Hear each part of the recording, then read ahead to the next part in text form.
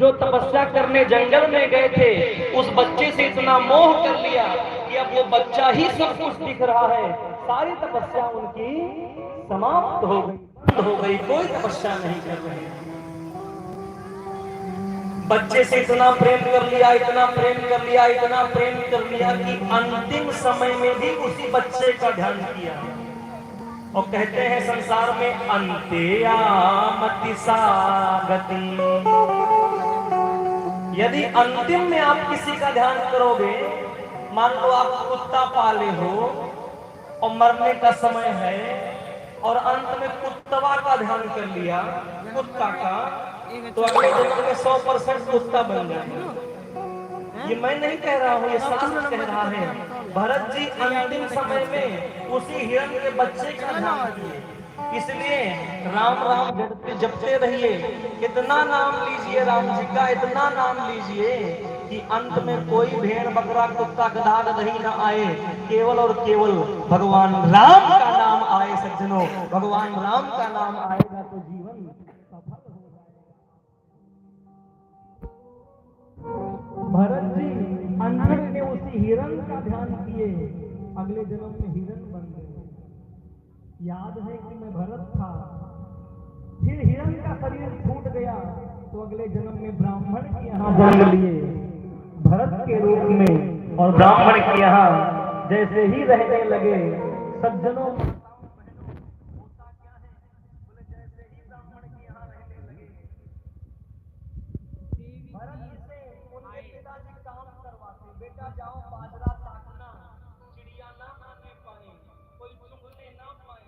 पर भरत जी केवल उल्टा काम करते और कहते कि चिड़ियों को बुलाते और कहते कि राम जी की चिड़िया, राम जी का खेत, और खाओ मेरी चिड़ियों, भर भर के खूब खिलाएं।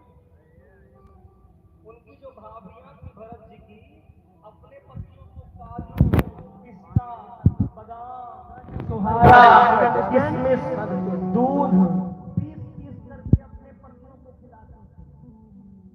और उनके पति बांस के बांस कितनों खिलाने पर वो बांसे बांस दिख रहा था, उसके शरीर में लग ही नहीं रहा था वो काजू पिस्ता बादाम। और भरत जी को पता है क्या खिलाते हैं। आप लोग जब आटा चालते हैं तो आटा के ऊपर जो निकलता है क्या बोलते हैं उसको? हाँ,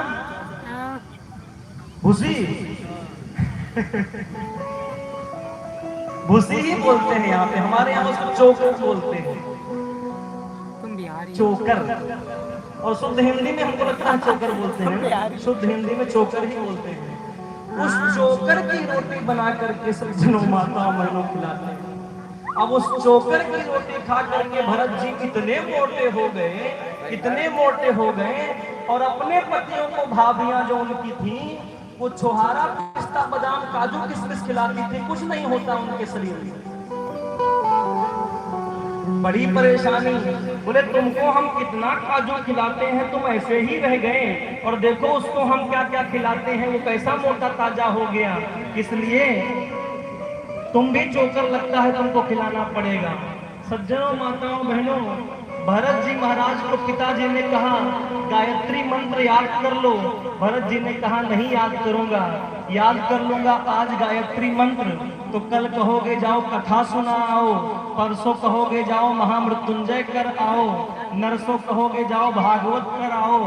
मैं इस मोह माया में अब नहीं लगने वाला हूँ। एक जगह बैठे हुए थे भरत जी, एक चोरों का सरदार था। माता काली से विनती किया था कि चोर तो चोर, कि मेरा काम हो जाएगा तो नर की बलि दूंगा। किसकी बलि? नर की, आदमी की बलि दूंगा। उसका काम संपन्न हो गया, आदमी कोई नहीं मिला। ठीक है। और जैसे ही माताओं बहनों सज्जनों, तो होता क्या है, बोले जैसे ही कोई आदमी नहीं मिला तो भरत जी मिल गए, और जो भरत जी मिले तो भरत जी को टांग ले गए। अब भरत जी बेचारे सीधे साधे आदमी चले गए। अब जैसे ही भरत जी चले गए माताओं बहनों सज्जनों, तो चोरवा ने भरत जी को खूब खिलाया, पनीर की सब्जी, आलू की सब्जी, पुलाव सब खूब खिलाया। भरत